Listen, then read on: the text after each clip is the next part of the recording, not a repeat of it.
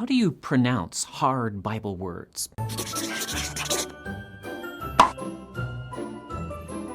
Confidently. That's the answer. If you're gonna get it wrong, along with Martin Luther, I say, sin boldly. But that's just it. When it comes to Bible words, there are fewer pronunciation sins than you might think. Now, there are some.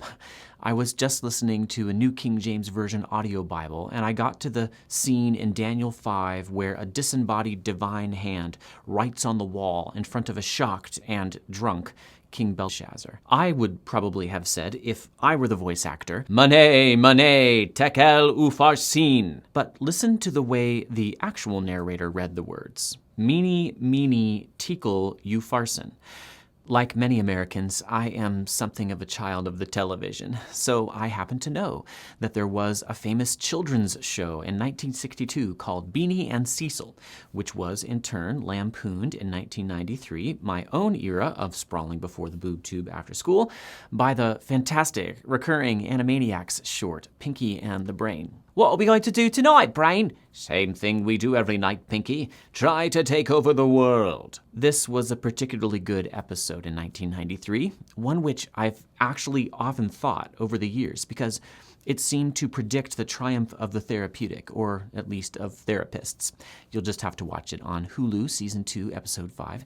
Anyway, in this little satire, Beanie and Cecil, the kids' TV show, became MENE and Treacle.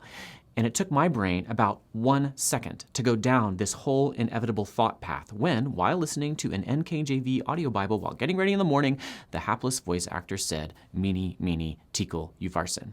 So yes, here's a pronunciation sin, inducing giggles by making an ominous biblical phrase remind your Gen X hearers of a silly old cartoon, sort of like turning Caesar's famous I came, I saw, I conquered into weenie, weedy, weechie. Don't do that. But think with me here. MENE and TEKEL simply are not English words. There is no rule for how to pronounce words from other languages correctly. Probably don't be distracting or silly, don't fumble or stutter. Definitely draw a believable connection between the letters on the Bible page, B-E-N-A-I-A-H, and the sounds you utter, Baneah or Benaiah, but leave it there.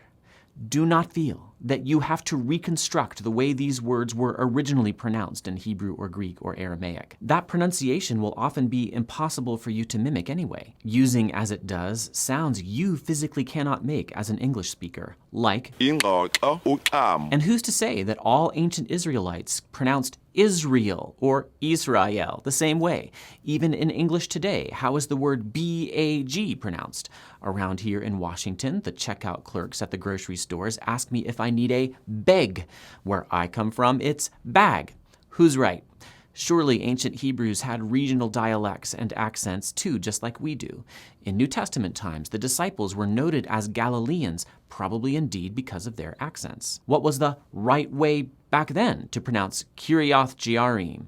And was it Philistine or Philistine or something else entirely? Who can know? I'm not saying we can't know anything about ancient pronunciations of Hebrew and Greek words. Scholars have worked on this, for example, by looking at things that were supposed to rhyme or examining misspellings. I'm just saying that the original pronunciation, whatever it was, cannot serve as the standard for how you and I pronounce names in the Bible today. Take that impossible pressure off your shoulders. Plenty of names in the Bible have come into English or are used often enough, at least in churches, that they do have standard pronunciations. They are now English words in their own right.